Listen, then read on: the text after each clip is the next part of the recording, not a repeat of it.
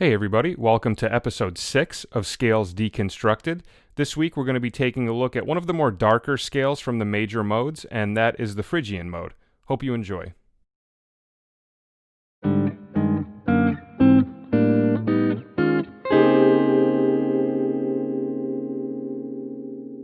Okay, so there are two different ways that we can think of the Phrygian mode. You can think of it as the third mode of the major scale, or a minor scale with a flatted second. So if we look at it in the key of G, intervallically we're going to have 1, flat 2, flat 3, 4, 5, flat 6, flat 7, and 8. So the note that differentiates it from the natural minor is that flatted second, giving it that more dark sound instead of the natural second, which is what we have in a regular minor scale. So the chord that's most often associated with this tonality is this: A flat major 7 sharp 11 over G. Kind of a very specific chord, but it really outlines the tonality of this scale. So think of like your A flat major 7 chord, but take your middle finger off and actually bar your pointer finger, so you're getting the sharp 11 instead of the 5. And then if you can, stretch your pointer finger all the way up to the G note, play the G on the bottom, and then play those 4 notes on top. So in the jazz community, this would be referred to as the Phrygian chord. So it's a very specific voicing, but that completely outlines the tonality of the Phrygian mode. So we're going to start out by going up in intervals from thirds all the way up to sevenths. And if you would like PDFs and additional patterns not covered in this video, you can go to patreon.com/MikeGaudetteMusic. So we're going to start by going up our G Phrygian mode in thirds. So we take each note of the scale and we play a third above it. So we start from G to B flat, then we go A flat to C, and we just keep going until we get through the entire scale. So that would be this.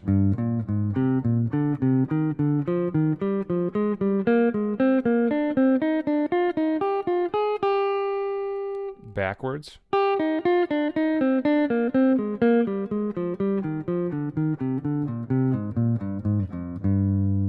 Now we're going to change the pattern. We're going to go down the first one and up the second one. So instead of going down both like this, the second pattern reverses.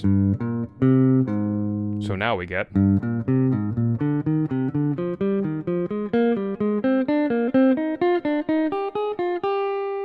backwards.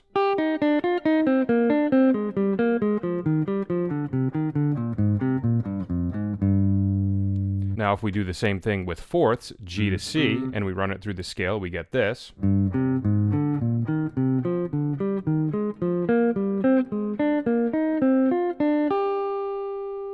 Backwards.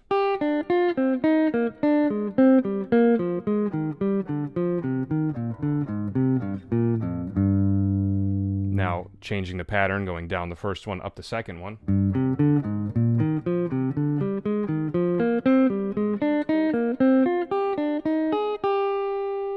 Backwards.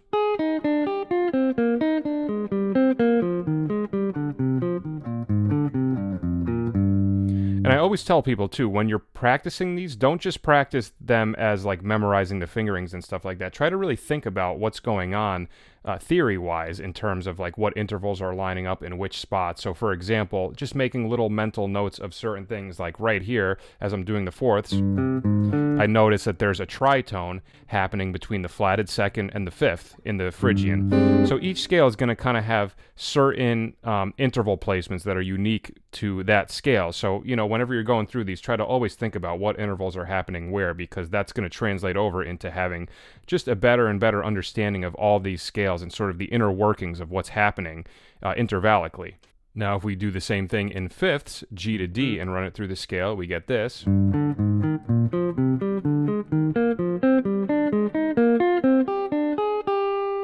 Backwards.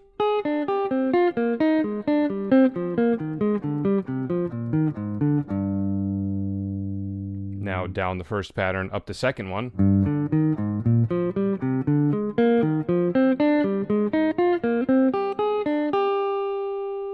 Backwards.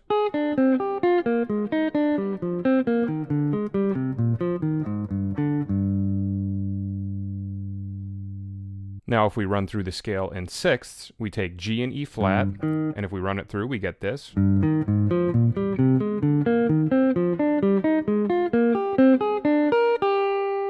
backwards.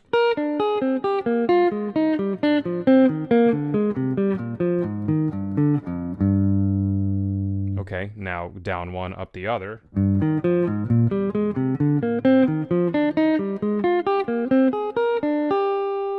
Backwards.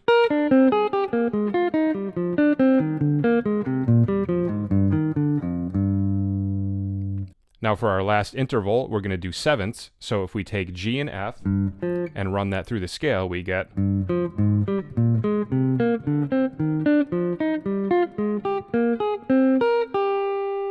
backwards.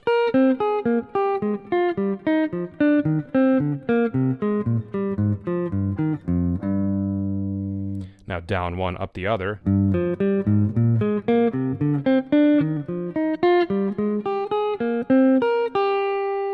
Backwards.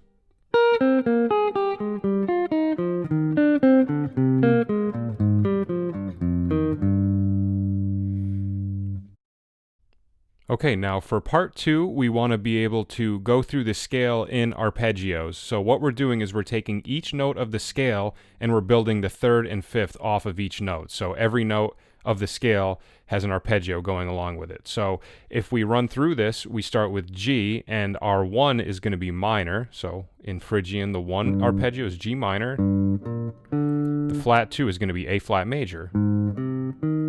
Flat 3 is B flat major. The 4 is minor, so C minor.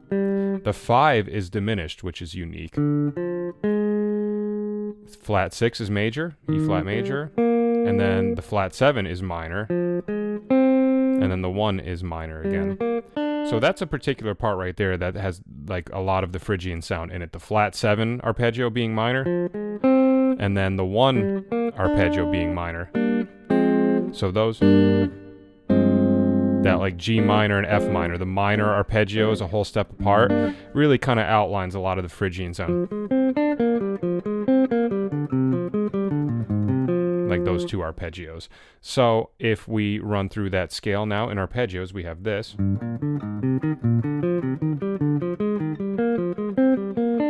Backwards.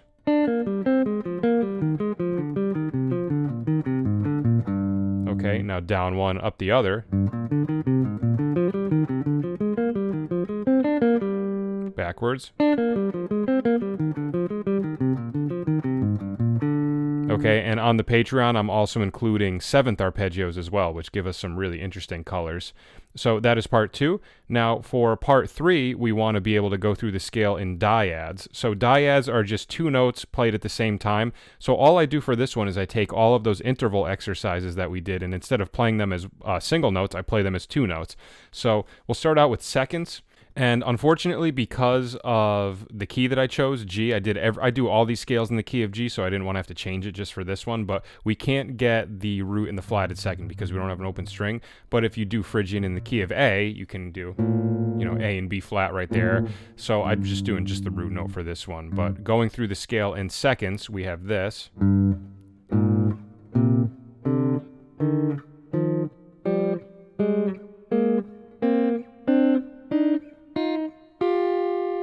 Okay, now if we do the same thing with the thirds, we get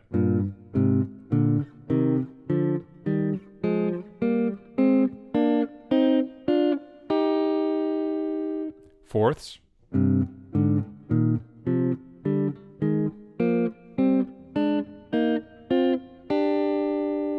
fifths,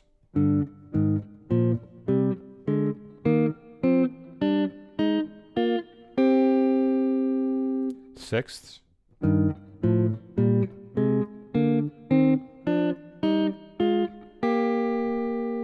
and finally sevenths.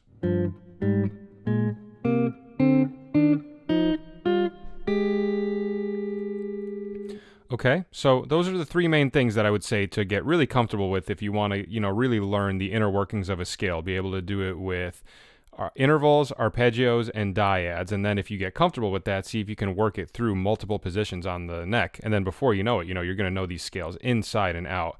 So that is our episode for this week. I hope you enjoyed it, and I hope you learned something from it. And if you would like to donate and support the channel and get some additional content, you can do so at patreon.com/MikeGaudetteMusic. That's our episode for this week. I will see you guys next time. Take care.